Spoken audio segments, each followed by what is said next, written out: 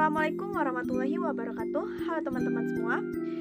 Kembali lagi dengan kami dari kelompok 8 BK Palembang. Di sini kami akan memaparkan materi tentang konsep bimbingan dan konseling perkembangan atau komprehensif dan domain perkembangan peserta didik menurut buku di dalam buku Embridge. Untuk itu, perkenalkan dulu, nama saya Husnul Kamila.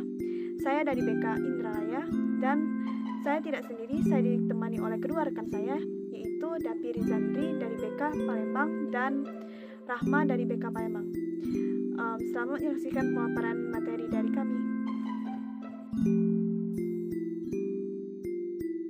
Penjelasan tentang domain perkembangan anak usia dini dan anak sekolah dasar pada tabel domain perkembangan. Yang pertama adalah pengetahuan diri dan keterampilan interpersonal, membantu siswa untuk mengembangkan kesadaran dan penerimaan terhadap diri mereka sendiri dan orang lain, serta untuk mengembangkan standar pribadi dan tujuan hidup.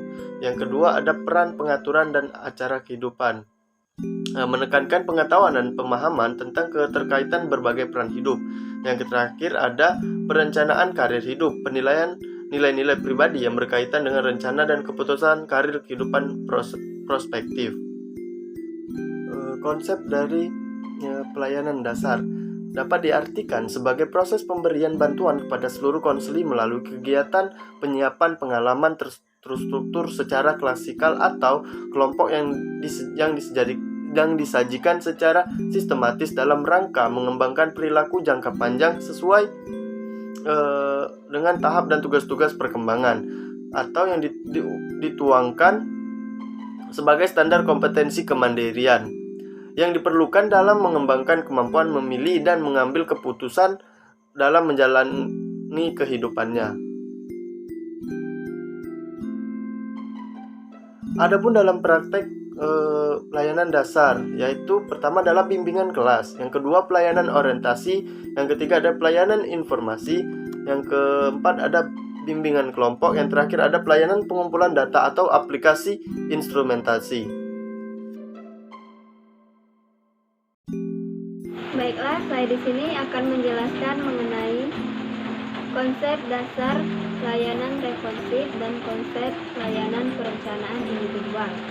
Layanan responsif yaitu layanan bantuan bagi peserta yang memiliki kebutuhan atau masalah yang memerlukan bantuan dengan segera.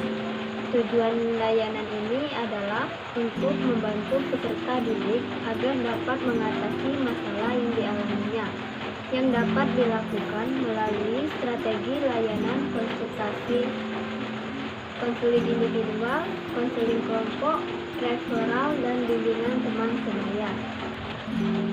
Layanan perencanaan individual yaitu bantuan kepada peserta didik agar mampu membuat dan melakukan perencanaan masa depannya berdasarkan pemahaman akan kekuatan dan kelemahannya.